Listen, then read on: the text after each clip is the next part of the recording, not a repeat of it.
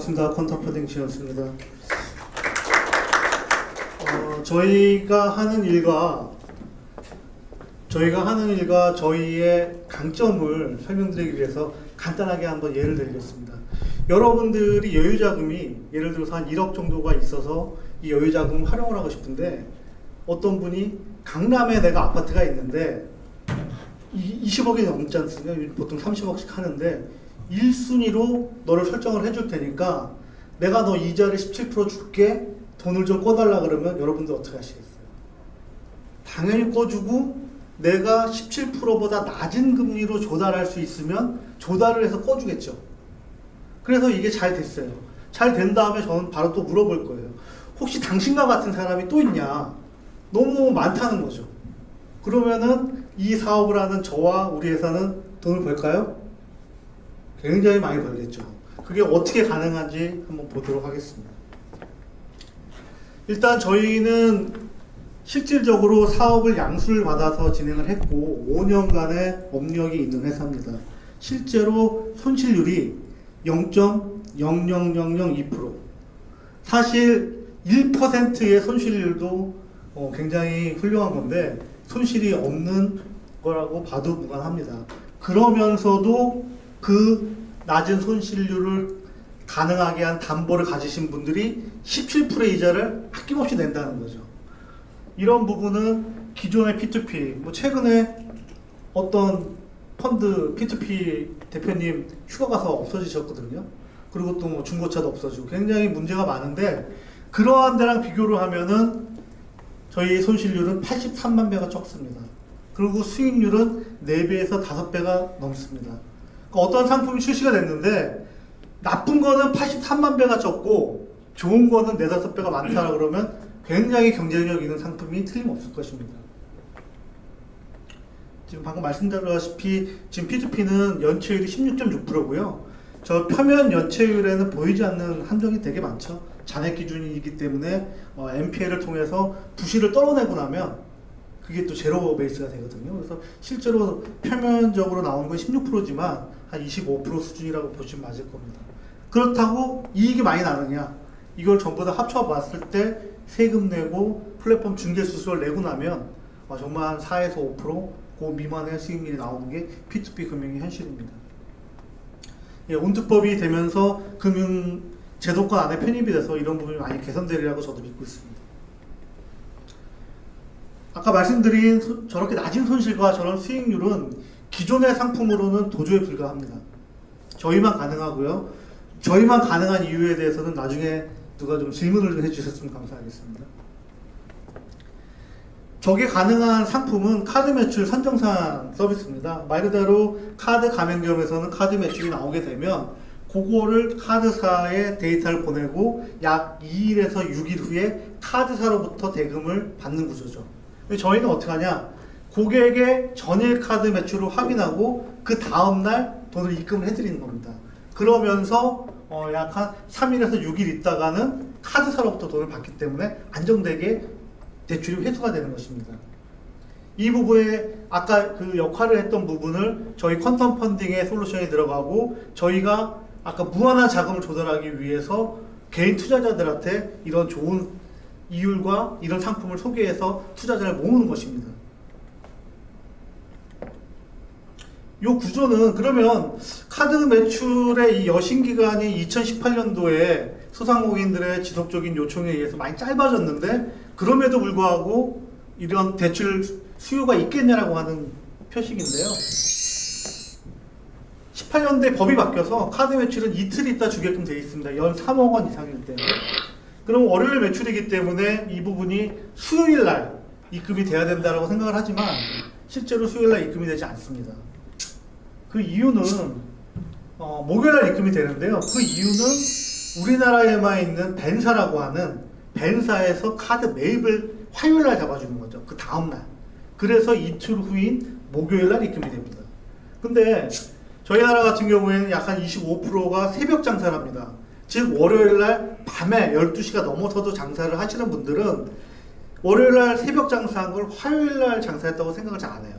월요일 날 장사를 했다고 생각을 하는 거죠. 하지만 모든 금융권은 자정 12시가 되면 모든 것이 리셋이 되기 때문에 하루가 더 늦게 들어가게끔 됩니다. 화요일 날 매출과 함께 들어오게 되는 거죠. 이러한 동일한 구조에서 화요일 날 새벽 장사를 하게 되면 그 돈은 월요일 날 들어오게 되는 것입니다. 그러니까 상당히 내가 화요일 날 장사를 했는데 왜 돈이 이렇게 늦게 들어오지? 요 차익이 발생을 하는 거고, 저희는 요 차익, 요 이자는 사용된 날짜만큼의 이자를 지급하기 때문에 저희가 영업을 할 때 실질적으로 아까 연리 17%지만 고객님 가게에서 만약에 1,000만 원의 카드 매출이 나오면 저희한테 13,000원의 이자만 주시면 저희가 매일매일 넣어드릴게요 라고 얘기를 해서 내가 1,000만 원인데 이자는 13,000원이네? 굉장히 체감은 적게 된다는 거죠. 그렇기 때문에 이율에 민감하지 않고 17%라고 하는 이자를 내주시는 겁니다.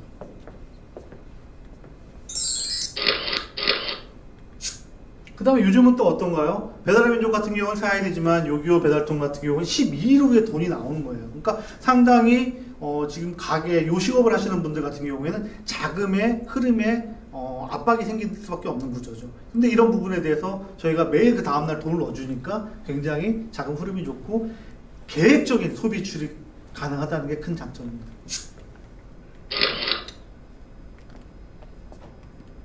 그래서 이 부분이 이렇게 지금 배달앱이라든지 굉장히 트렌디하면서도 구조적으로 너무나 안전한 매출 채권을 가지면서도 고수익을 받을 수 있는 이러한 상품인데도 시장이 활성화되지 않은 이유에 대해서는 질의응답을 통해서 해주시면 좋겠고요. 굉장히 어렵습니다. 이 구축하기가. 무슨 얘기냐? 저기 알통도 계시지만 저희가 매일 카드 대금을 넣어주거든요. 그러면 웰컴 페이먼츠 같은 데서 원리금 스탁을 별도 분리를 해주는 데서 송금 수수료를 달라 그래요. 그럼 하루에 350원입니다. 그럼 예를 들어서 한 달이면 10,000원인데 저희가 1,000만 원 매출 나오는 데에서 13,000원 받습니까? 거기에 조달금리 주고 저희 회사 이익 보고 도저히 되지 않아요.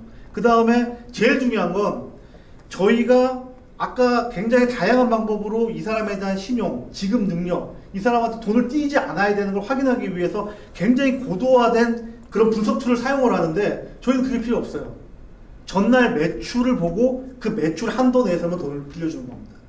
그러니까 돈을 너무 많이 빌려줘서 걱정이 될 것도 없고 돈을 너무 조금 빌려줄 이유도 없는 거죠. 받을 만큼만 빌려주는 겁니다. 지급할 수 있는 부분만. 요 데이터를 가져오는 가격도 지금 현재는 월 10,000원 정도가 됩니다. 그러면 도저히 수치가 맞지가 않죠. 그래서 원초적으로 진입장벽이 생겨서 다른 업체들은 들어올 수가 없어요. 그거 외에도 다양한 방법이 있습니다. 이거는 뭐 저희 구조를 다시 한번 말씀드릴게요. 100만 원 매출이 나오니까 카드사로부터 100만 원 놔주세요 라고 얘기를 했고요. 그걸 저희가 확인을 한 다음에 저희가 100만 원을 먼저 넣어주는 겁니다.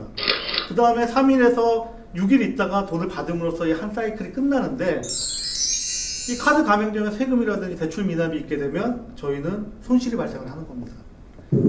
이 부분을 방지하기 위해서 시중에는 현재 인감 연합통을 받는 방법의 영업을 하기 때문에 영업이 되지 않습니다. 하지만 저희는 이 모든 것을 전자서명으로 바꿨습니다.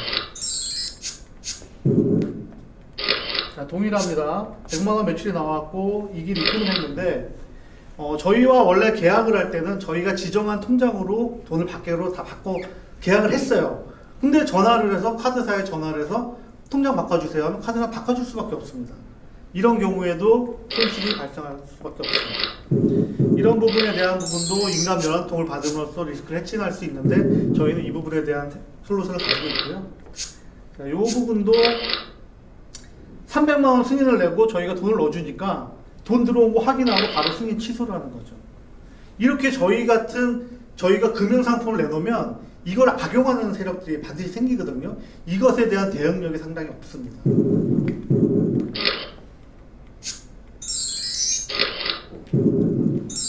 그 다음에 이제 또 더 중요한 건 민원 때문에 이 사업을 못해요. 무슨 얘기냐? 실제적으로 저희가 100만 원 카드 매출을 보고 100만 원을 대출을 해줬는데 실제로 카드사로부터 자꾸 안 맞는 금액이 나옵니다.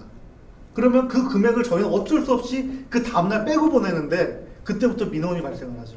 약 11가지의 매출 누락 유형을 정확하게 저희가 파악을 하고 당신의 돈이 왜 안 들어왔고 당신의 돈을 찾기 위해서 이렇게 해야 됩니다라고 하는 정확한 제시를 하지 못한다면 이 사업을 할 수 없습니다. 저희가 이게 가능한 이유는 여신금융협회와 14개 벤사의 정보를 매일매일 교차 수집을 함으로써 정확한 금액이 나오고 차익이 발생했을 때 그 원인과 대처를 정확하게 알 수 있기 때문에 가능합니다.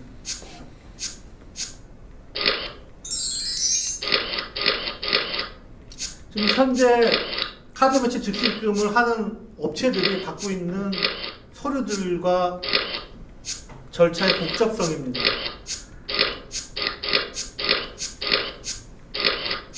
그러니까 실제로 관심이 있어 전화를 해도 이러한 서류를 요구하면 하질 않아요. 그래서 저희는 지금 현재 많이 간소화를 시켰음에도 불구하고 마지막에 걸리는 허들 하나가 저희가 지금 현재 웰컴 저축은행과 같이 자금을 조달하다 보니까 웰컴 저축은행 대출 기록이 남는 게 유일한 허들인데 그것마저도 저희가 P2P로 바꾸게 되면 그 허들이 없어집니다.